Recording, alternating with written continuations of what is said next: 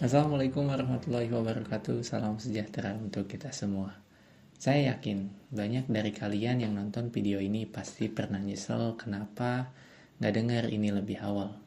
Soalnya kita yang umur 15-25 tahun ini masih mempunyai waktu yang mahal. Kita itu mempunyai dua senjata besar, yaitu waktu dan potensi. Nah, kita kalau udah ngebahas soal uang atau masa depan, pasti kayak langsung bingung atau langsung takut. Kayak nggak tahu mau ngapain gitu. Padahal mungkin kita itu jago banget kalau soal cari diskon, cari uang jajan, cari uang tambahan. Tapi kalau udah ngebahas soal investasi, pasti kita tuh kayak langsung auto skip kan. Kayak ngapain sih ribet banget gitu. Kayak itu mah buat bapak-bapak aja atau buat orang-orang yang gajinya gede banget gitu. Jadi di sini saya mau bukan mengajak juga, mau ngebahas tentang investasi, tetapi bukan bagaimana cara mencari uang secara instan. Ini lebih ke soal ketenangan di masa depan.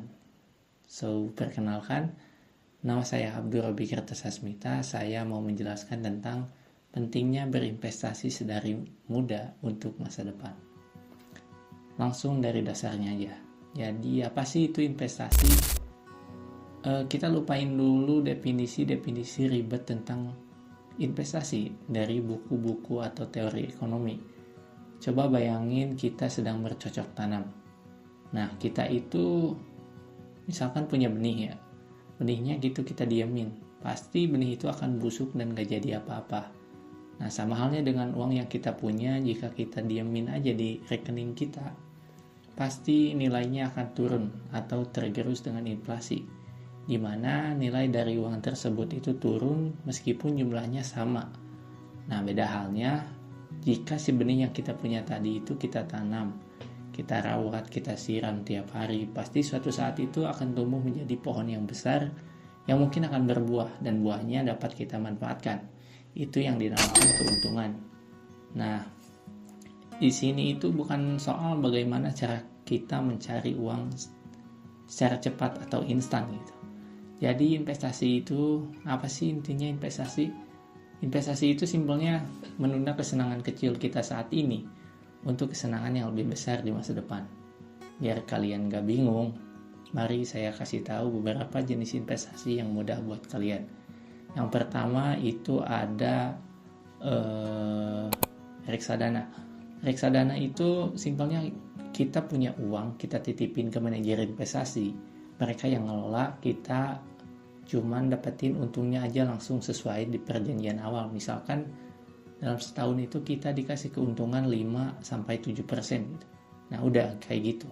Itu resikonya kecil banget, namun kurangnya ya returnnya juga sedikit gitu. Kita cuma dapat 5% atau 7%, 8% atau mungkin 10%. Namun itu ya gampang banget ya, kalau buat pemula itu kita cuma store uang aja udah.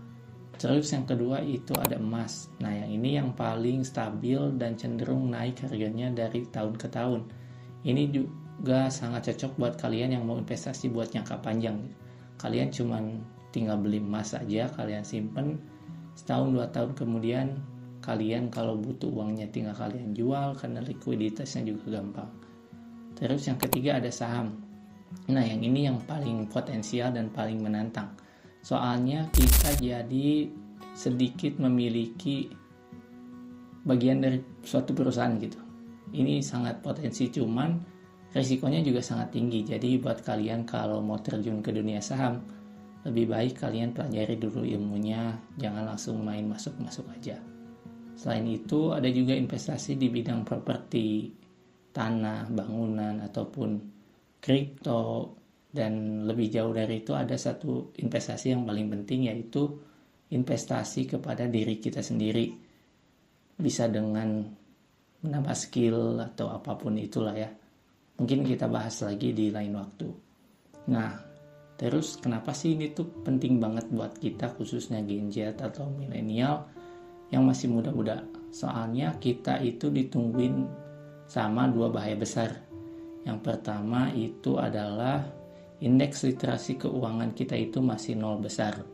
Berdasarkan data OJK tahun 2022, indeks literasi nasional kelompok umur 15-17 tahun itu masih berada di angka 51,68%, yang dimana itu tuh masih kecil banget, masih di bawah rata-rata nasional. Jadi kita yang udah mulai itu masih sedikit banget. Nah, yang kedua ada juga tentang partisipasi. Kita yang masih muda itu masih sangat minoritas. Nah, dari data KSEI dan OJK juga bilang bahwa mayoritas investor di pasar modal kita itu didominasi oleh anak muda. Itu udah bagus. Cuman jika dibandingin dengan jumlah anak muda yang ada di negara ini, kita itu masih sangat sedikit. Padahal investasi itu bukan soal jadi expert keuangan, itu tuh kayak pendidikan finansial dan self defense kita juga untuk di masa depan.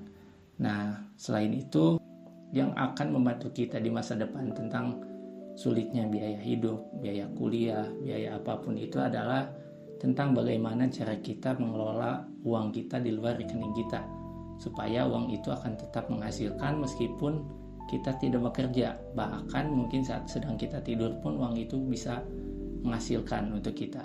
Nah, yang paling penting kalian itu jangan pernah tergiur oleh yang namanya dapat duit secara instan gitu. Karena data OJK juga bilang bahwa kerugian masyarakat akibat investasi ilegal itu pernah mencapai angka 120 triliun dalam satu dekade. Itu uang yang gede banget.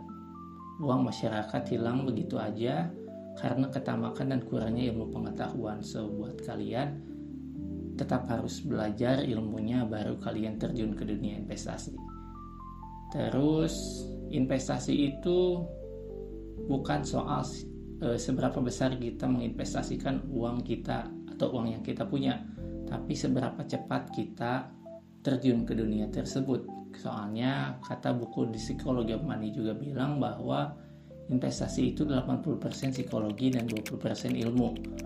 Jadi buat kalian bisa sisihin dulu sebagian uang kalian atau uang jajan, uang gajian atau uang apapun itu, kalian mulai aja dulu. Kalian bisa beli emas digital atau reksadana atau apapun itu, yang penting kalian mulai aja dulu.